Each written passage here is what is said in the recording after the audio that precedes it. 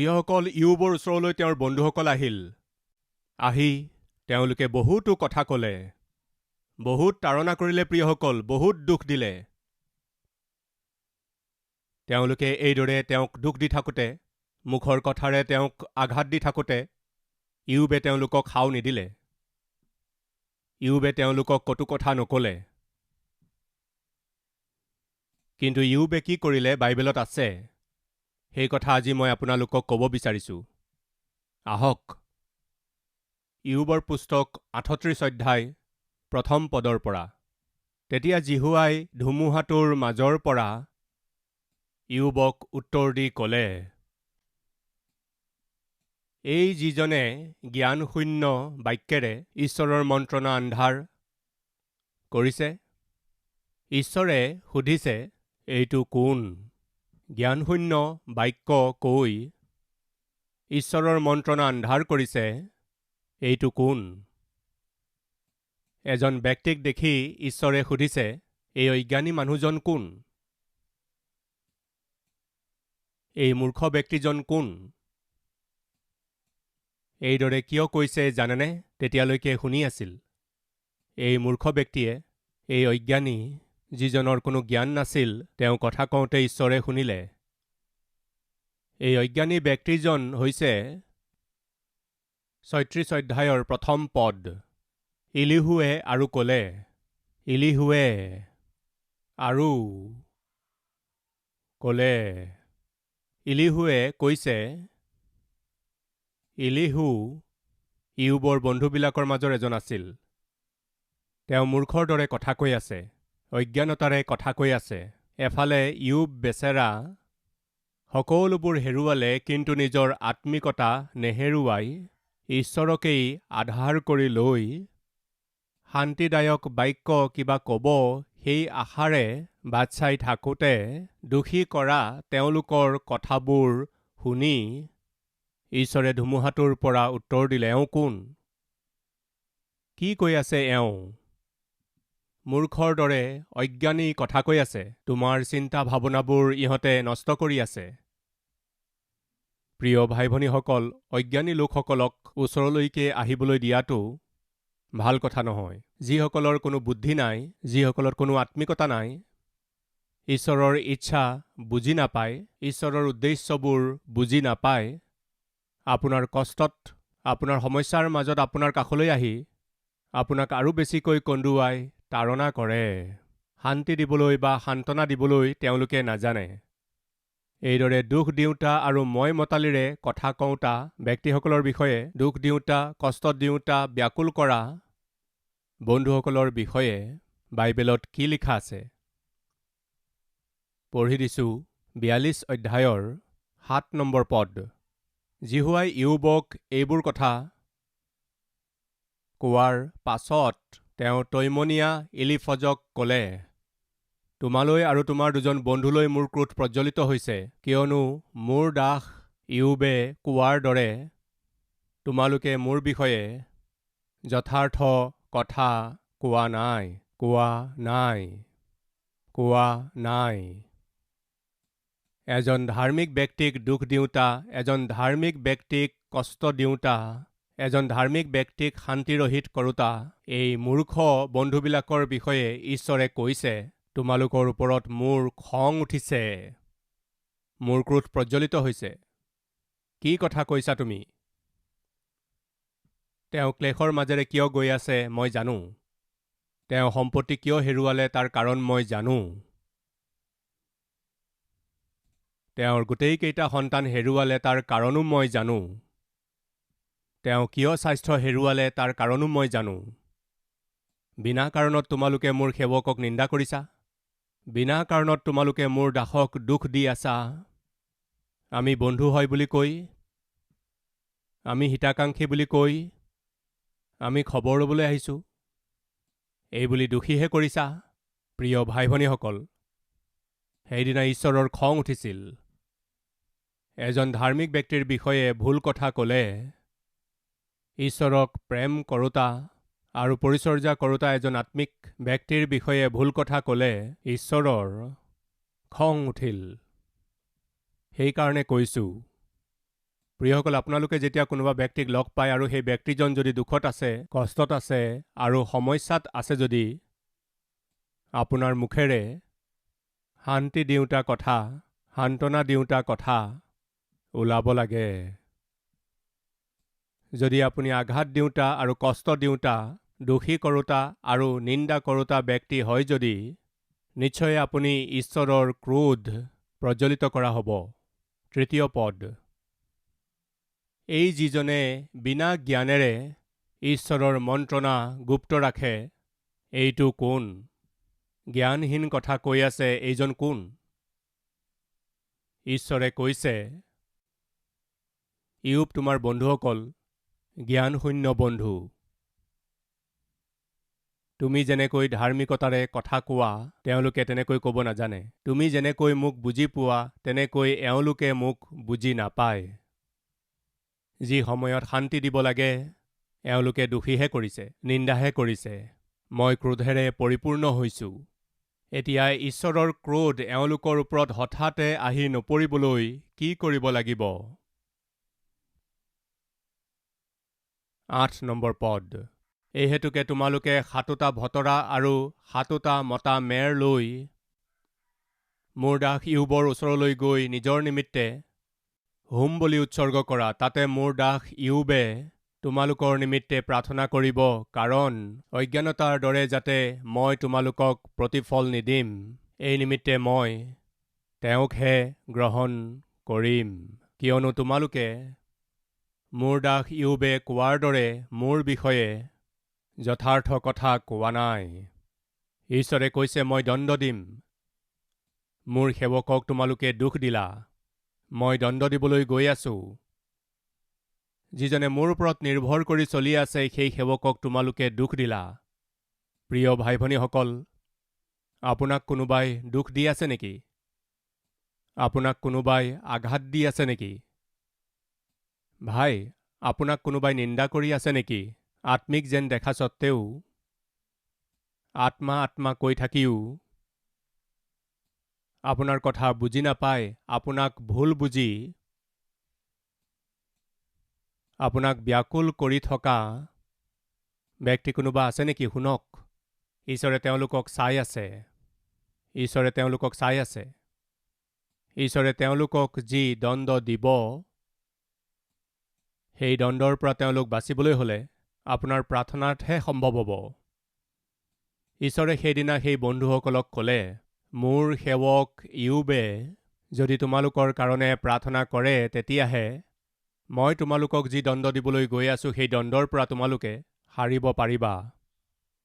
প্ৰিয়সকল, মই ইয়ুবৰ স্থানত থকা হ'লে সেই তিনিজনক দেখিলে বুজি পালেনে?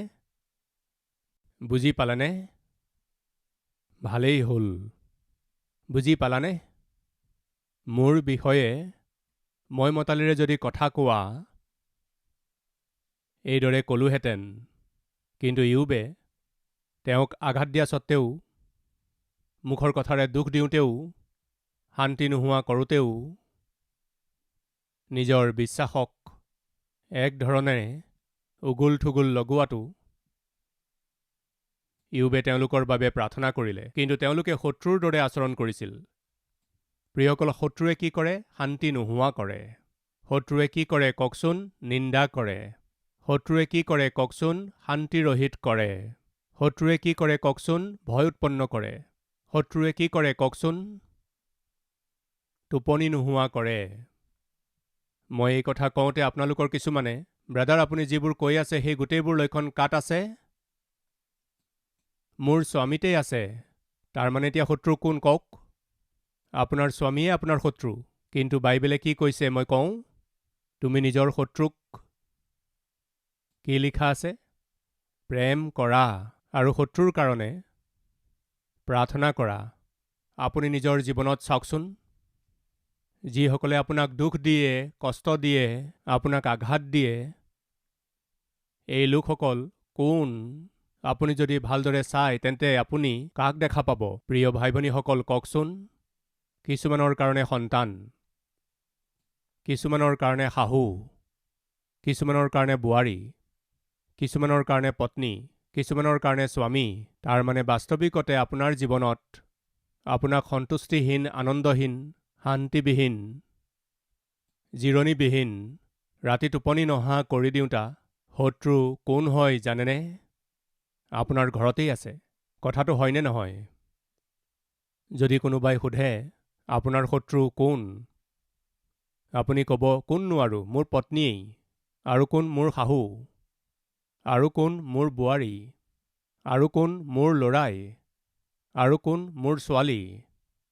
আমাৰ টোপনি নোহোৱা কৰিছে। তেন্তে কি কৰিব লাগিব কওক? প্ৰিয়সকল, বাইবেলে কৈছে, ঈশ্বৰে কৈছে, সেয়া কি? তেওঁলোকৰ বাবে প্ৰাৰ্থনা কৰিব লাগে। মথিয়ে লিখা শুভবাৰ্তাৰ 5 অধ্যায় 44 পদ। কিন্তু মই তোমালোকক কওঁ, তোমালোকৰ শত্ৰুবিলাকক প্ৰেম কৰিবা আৰু তোমালোকক তাড়না কৰাবিলাকৰ নিমিত্তে প্ৰাৰ্থনা কৰিবা।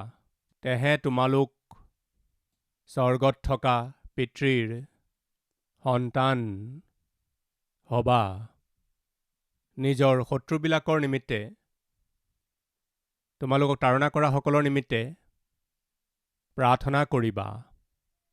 প্ৰিয় ভাই ভনীসকল, মোৰ জীৱনতো হ'ব পাৰে, আপোনাৰ জীৱনতো হ'ব পাৰে, নাইবা আমাৰ সকলোৰে জীৱনত হ'ব পাৰে। বহুতো লোক শত্ৰু হৈ থাকে। নিৰ্দয়ীভাৱে আপোনাৰ সুখ শান্তি দূৰ কৰোতা লোক বহুত আছে। তেওঁলোকৰ কথা মনলৈ আহিলেই আপুনি বিচলিত হয়। প্ৰিয়সকল, আমি সকলোৱে জানো, শান্ত আৰু স্থিৰ পানীত শিল দলিয়ালে যিদৰে পানীখিনি অশান্ত হৈ উঠে, তেনেকৈয়ে আপোনাৰ শান্ত মনলৈ তেওঁলোকৰ কথা আহি গ'লেই হ'ল, আপোনাৰ মন বিচলিত হৈ পৰে। হয়নে নহয়? এনেকুৱা লোক আপোনাৰ জীৱনত থাকিলে আপুনি কি কৰিব লাগে? প্ৰাৰ্থনা কৰিব লাগে। তেওঁলোকৰ বাবে প্ৰাৰ্থনা কৰিব লাগে। ইয়াকেই ঈশ্বৰে বিচাৰে। কোৱা হয়, যেতিয়া আমি নিজৰ কাৰণে প্ৰাৰ্থনা কৰোঁ, তেতিয়া ঈশ্বৰে স্বৰ্গৰ পৰা দেখে। কিন্তু যেতিয়া আমি নিজৰ শত্ৰুবিলাকৰ কাৰণে প্ৰাৰ্থনা কৰোঁ, তেতিয়া গোটেই স্বৰ্গই আমালৈ চায়। কিমান যে সুন্দৰ কথা! কি? যেতিয়া আমি নিজৰ কাৰণে প্ৰাৰ্থনা কৰোঁ বা আনৰ কাৰণে প্ৰাৰ্থনা কৰোঁ, তেতিয়া ঈশ্বৰে চায়। কিন্তু কেৱল নিজৰ কাৰণেই নহয়, যিসকলক আমি প্ৰেম কৰোঁ তেওঁলোকৰ কাৰণেই নহয়, যেতিয়া আমি শত্ৰুৰ কাৰণে প্ৰাৰ্থনা কৰোঁ, তেতিয়া গোটেই স্বৰ্গই আমাক চায়। কিমান যে অদ্ভুত প্ৰাৰ্থনা! নিজৰ শত্ৰুৰ কাৰণে প্ৰাৰ্থনা কৰিলে, তাৰমানে যিসকলে আমাক দুখ দিয়ে, কষ্ট দিয়ে, কন্দুৱাই, ব্যাকুল কৰে, তেওঁলোকৰ কাৰণে প্ৰাৰ্থনা কৰিলে আমি কিবা ব্লেছিং পামনে? আমি কিবা আশীৰ্বাদ পামনে? এইদৰে কৰা প্ৰশ্নৰ উত্তৰ হৈছে আশীৰ্বাদ পাব। সেই আশীৰ্বাদটো কি হয় চাওঁ আহক। আমি আকৌ পিছুৱাই যাম ইয়োবৰ পুস্তক 42 অধ্যায়ৰ 10 পদ। আৰু ইয়োবে তেওঁৰ বন্ধুবিলাকৰ নিমিত্তে প্ৰাৰ্থনা কৰিলত জিহুৱাই তেওঁৰ দুৰ্দশা পৰিৱৰ্তন কৰিলে, আৰু জিহুৱাই ইয়োবক আগতকৈ দুগুণ সম্পত্তি দিলে। শত্ৰুৰ কাৰণে আপুনি যদি প্ৰাৰ্থনা কৰে, তেন্তে ঈশ্বৰে আপোনাৰ মংগল কৰিব। আপুনি যি হেৰুৱালে তাক ঈশ্বৰে আপোনাক উভতাই দিব। ঈশ্বৰ তাতেই ৰৈ নাথাকিল। এটাই পদ। যেতিয়া ইয়োবে নিজৰ শত্ৰুৰ কাৰণে প্ৰাৰ্থনা কৰিলে, শত্ৰু মানে কষ্ট দিওঁতা, সমালোচনা কৰোঁতা, আঘাত দিওঁতা, শান্তি নোহোৱা কৰোঁতা, নিন্দা কৰোঁতা, টোপনি নোহোৱা কৰোঁতা, দুখ দিওঁতা, ভয় খুৱাওঁতা, ধমক দিওঁতা, তেওঁলোকেইটো শত্ৰু। বন্ধুত্বৰ বেশত থকা এওঁলোক শত্ৰু। সম্বন্ধীয় লোকৰ ভেষতো শত্ৰু থাকে, বন্ধুবিলাকৰ ভেষতো শত্ৰু থাকে, আত্মিক লোকৰ ভেষতো শত্ৰু থাকে। এওঁলোক ওপৰা ওপৰি সম্বন্ধীয়, বন্ধু, আত্মিক, কিন্তু এওঁলোকে আপোনাৰ জীৱনত, মই ক'লোঁ নহয়, শান্তি নোহোৱা কৰিব, ৰাতি টোপনি নহা কৰিব। এনেকুৱা লোক আমি পালে আমি কি কৰিব লাগে? প্ৰাৰ্থনা কৰিব লাগে। প্ৰিয়সকল, ইয়োবে যেতিয়া তেওঁক সমালোচনা কৰা বন্ধুসকলৰ কাৰণে প্ৰাৰ্থনা কৰিলে, তেতিয়া ঈশ্বৰে তেওঁৰ পুৰণি অৱস্থাটোক পুনৰাই উভতাই দিলে। ইয়োবে যি হেৰুৱাইছিল তাক পুনৰাই পালে। কেতিয়া জানেনে? যেতিয়া তেওঁক কষ্ট দিয়া লোকসকলৰ কাৰণে প্ৰাৰ্থনা কৰিলে তেতিয়া।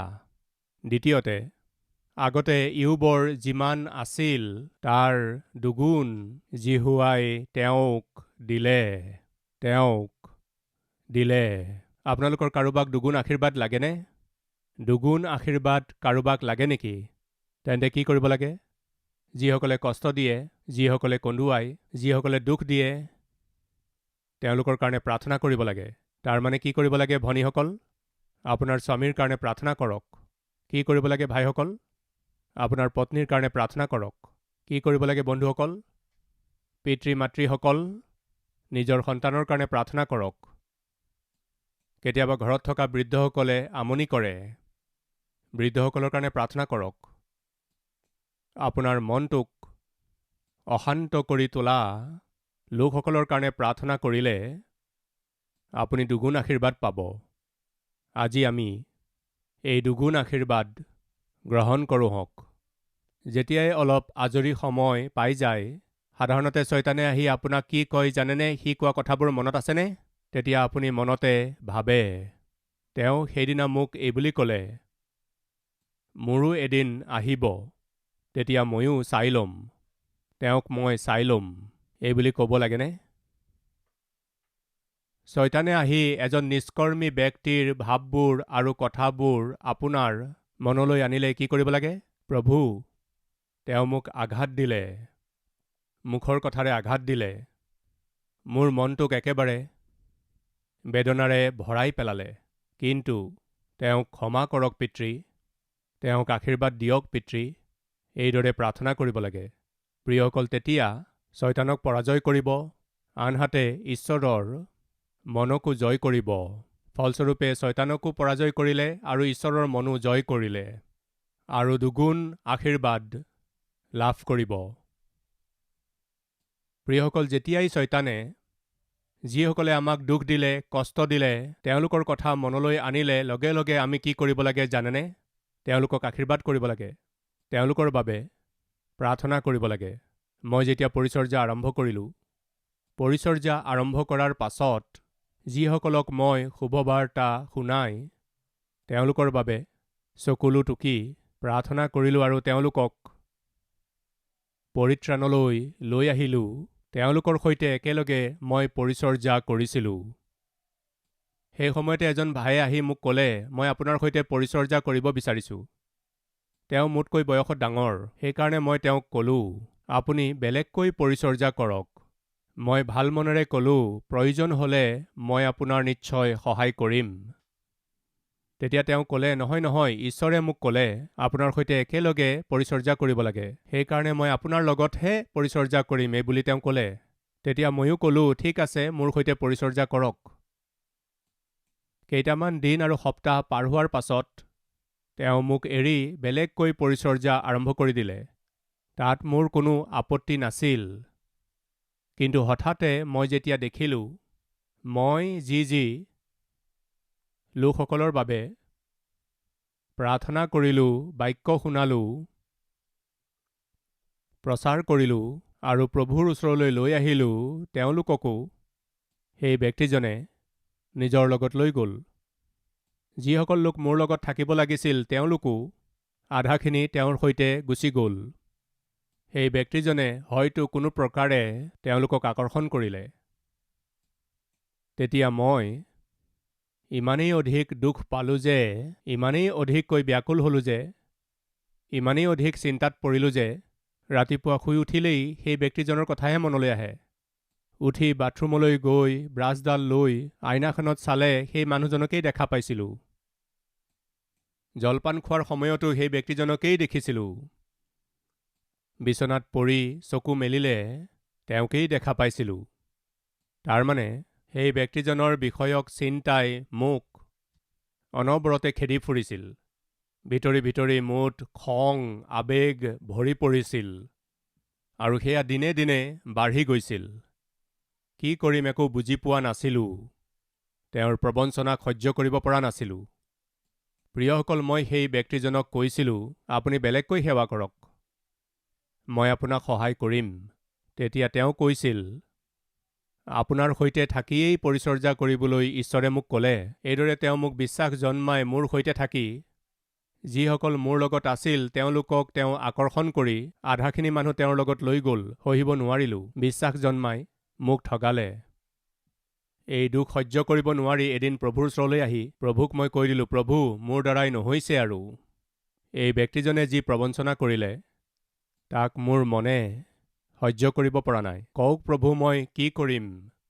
এই বুলি প্ৰভুক ক'লোঁ। তেতিয়া প্ৰভুৱে কি ক'লে জানেনে? সেই ব্যক্তিজনক প্ৰতি মাহে সাহাৰ্য পঠিওৱা। কাক? কাক প্ৰভু? সেইজন সেৱকলৈকে যাৰ বিষয়ে কৈ আছা, প্ৰবঞ্চনা কৰা সেই সেৱকজনলৈ। তেওঁলৈ প্ৰতি মাহে এটা বিশেষ দান পঠিওৱা। প্ৰিয়সকল, তেওঁৰ কথা মনলৈ আহিলেই মই সহিব পৰা নাই। মোৰ পৰিচৰ্যাক দুভাগ কৰি যিসকলক মই পৰিত্ৰাণলৈ আনিছিলোঁ তেওঁলোকক বিশ্বাস জন্মাই লগত লৈ গ'ল, আৰু সেই সময়ত মই দুখ পাই থাকোঁতে এইদৰে বিশ্বাস জন্মাই মোক প্ৰবঞ্চনা কৰা ব্যক্তিজনক কি কৰিব লাগে? আৰ্থিক সহায় পঠাব লাগে। আমি কৰিব পাৰিমনে বাৰু? প্ৰভু, আপুনি এইবোৰ কি কৈছে? য়েছ, সেই ব্যক্তিজনক প্ৰতি মাহে আৰ্থিক সাহাৰ্য দিয়া, এটা বিশেষ দান পঠিওৱা। প্ৰভুৱে ক'লে। মোলৈ সেয়া টান আছিল, কিন্তু প্ৰভুৱে ক'লে সেইকাৰণে কৰিব লাগিব। সেই মাহৰ পৰা এই মাহলৈকে প্ৰায় বিগত 20 বছৰ ধৰি সেই সেৱকজনক প্ৰতি মাহে দান পঠিয়াই আহি আছোঁ। আচৰিত কথাটো হৈছে, প্ৰতি মাহে পঠিওৱা দান মানি অৰ্ডাৰ ছাইন কৰি লৈ লয়, কিন্তু তেওঁ এবাৰো আহি মোক লগ ধৰা নাই। এবাৰো আহি, ব্ৰাদাৰ, মই আপোনালৈ যি কৰিলোঁ মোৰ মনত আছে, কিন্তু আপুনি মোলৈ যি কৰি আছে তাকো মই জানো। 20 বছৰ ধৰি, 15 বছৰ ধৰি, 10 বছৰ ধৰি একেৰাহে মোক সহায় কৰি আছে। Thanks brother. এবাৰো আহি তেওঁ মোক থেংকছ কোৱা নাই। আপুনি ক'ব পাৰে, এনেকুৱা ব্যক্তিক কিয় পঠিয়াইছে? মোৰ প্ৰভুৱে ক'লে সেইকাৰণে। তাৰ পৰা আপুনি কি পালেনো? এয়া চাওক, মই ইয়াত থিয় হ'ব পাৰিছোঁ। ইমান অদ্ভুত পৰিচৰ্যা, ইমান অদ্ভুত মণ্ডলীৰ প্ৰভুৱে মোক পালক কৰি ৰাখিছে। সেই ব্যক্তিজনে আজিও পৰিচৰ্যা কৰি আছে। তেওঁৰো এটা মণ্ডলী আছে। অন্ততঃ 100টা আত্মাও তেওঁ জয় কৰিব পৰা নাই। কিন্তু এই অধম সেৱকে লাখ লাখ আত্মাক জয় কৰিব পাৰিছোঁ। প্ৰিয় ভাই ভনীসকল, মোৰ জীৱনত যিবোৰ অভিজ্ঞতাৰে মই শিকিলোঁ, আপোনালোক আত্মিক সন্তানসকলক কৈ আছোঁ, ইয়োবে পুনৰাই নিজৰ পুৰণি অৱস্থা কেতিয়া পালে জানেনে? শেষৰ পৰীক্ষাত যেতিয়া তেওঁ পাছ হ'ল, তেতিয়া কি আছিল সেই অন্তিম পৰীক্ষা? যিসকলে তেওঁক দুখ দিলে, কষ্ট দিলে, ব্যাকুল কৰিলে, যিসকলে দোষী কৰিলে, তেওঁলোককো তেওঁ ক্ষমা কৰিলে। তেওঁলোকৰ বাবে আন্তৰিকতাৰে প্ৰাৰ্থনা কৰিলে। ঈশ্বৰে তেওঁক দেখিলে, হেৰুওৱা সকলোবোৰ উভতাই দিলে। ইমানেই নহয়, বাইবেলে কয় দুগুণ আশীৰ্বাদ ঈশ্বৰে ইয়োবক দিলে। প্ৰিয়কল, শয়তানে কাৰোবাৰ কথা আপোনাৰ মনলৈ, আপোনাৰ ভাৱনালৈ আনি তেওঁ তোমালৈ কি কৰিলে মনত আছেনে? তেওঁ তোমাক কি কৰিলে মনত আছেনে? তেওঁ কেনেকৈ বেয়া ব্যৱহাৰ কৰিলে মনত আছেনে? এনেকুৱা বেকাৰ ভাৱনা আৰু চিন্তা শয়তানে যেতিয়া আপোনাৰ মনলৈ আনে, ঈশ্বৰৰ সন্তান হিচাপে আমি কি কৰিব লাগে কওকচোন? প্ৰাৰ্থনা। প্ৰভু, সেই সেৱকক, সেই ভনীক, সেই ভাইজনক আশীৰ্বাদ কৰক। তেওঁক কৃপা কৰক পিতৃ, তেওঁক ক্ষমা কৰক। এইদৰে যদি আপুনি প্ৰাৰ্থনা কৰে, তেতিয়া শয়তানে আপোনাৰ ওপৰত জয়ী হোৱাটো অসম্ভৱ হ'ব। এইদৰে আপুনি যদি প্ৰাৰ্থনা কৰে, তেন্তে আপুনি যি হেৰুৱালে কেৱল তাক পোৱাই নহয়, আপুনি দুগুণ আশীৰ্বাদৰ অভিজ্ঞতা পাব। সেইকাৰণে কি কৰিব লাগে? যিয়ে মোক বহুত তাড়না কৰি থাকে তেওঁলোকৰ বাবে কি কৰিব লাগে? তেওঁৰ ভৰিখন ভাঙি যাব লাগে। বাৰে বাৰে মোৰ ওপৰত হাত তোলে প্ৰভু, তাৰ হাত ভাঙি যাব লাগে, তেতিয়া বুজি পাব। এইদৰে তেওঁলোকৰ হানিৰ কাৰণে প্ৰাৰ্থনা যদি কৰে, তেওঁলোকৰ একো নহ'ব। বুজি পালেনে? অভিশাপ নিদিব, অভিশাপ দিবলৈ চেষ্টা নকৰিব। প্ৰভুৰ হাতত তেওঁক সোধাই দিয়ক। মনত শত্ৰুতা নাৰাখি শান্তিৰে থাকক। ঈশ্বৰে দিওঁতা দুগুণ আশীৰ্বাদ লাভ কৰক। আহক প্ৰাৰ্থনা কৰোঁ, প্ৰতিজন প্ৰাৰ্থনাত সহভাগী হওক।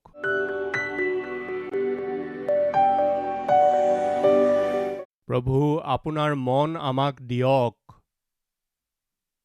প্ৰভু, আপুনি ক্ৰুচত নিজৰ প্ৰাণ দিয়াৰ সময়তো শত্ৰুৰ কাৰণে প্ৰাৰ্থনা কৰিলে। হে পিতৃ, এওঁলোকে কি কৰিছে তাক এওঁলোকে নাজানে, এওঁলোকক ক্ষমা কৰক, এইদৰে প্ৰাৰ্থনা কৰিলে। তেনেকৈয়ে প্ৰভু, আমিও নিজ নিজ শত্ৰুৰ কাৰণে প্ৰাৰ্থনা কৰিব পৰা মন আমাক দিয়ক, যাতে আমিও ক্ষমা কৰিব পাৰোঁ। পিতৃ, আমি কেতিয়াও কাৰো বিৰুদ্ধে বিদ্বেষ নাইবা কোনো ধৰণৰ শত্ৰুতা নকৰোঁ। আমি যাতে ক্ষমা কৰিব পাৰোঁ পিতৃ, যাৰ ফলস্বৰূপে আপোনাৰ আশীৰ্বাদবোৰ পাই আমি যি হেৰুৱালোঁ তাক পুনৰাই পাই দুগুণ আশীৰ্বাদবোৰ লাভ কৰি ইয়োবৰ দৰে আপোনাৰ কাৰণে উত্তম সাক্ষী হিচাপে, অদ্ভুত আত্মিক হিচাপে নিৰন্তৰে আপোনাক ধন্যবাদ জনাই থকা লোকসকলৰ নিচিনা আমাক প্ৰভু কৰি তোলক পিতৃ। প্ৰতিদিনে আমি আপোনাৰ ল'ৰা আৰু ছোৱালী হিচাপে জীৱন যাপন কৰিব পৰা জীৱন আমাক সকলোকে দিয়ক। যীশুৰ নামত মাগিছোঁ পিতৃ, আমেন।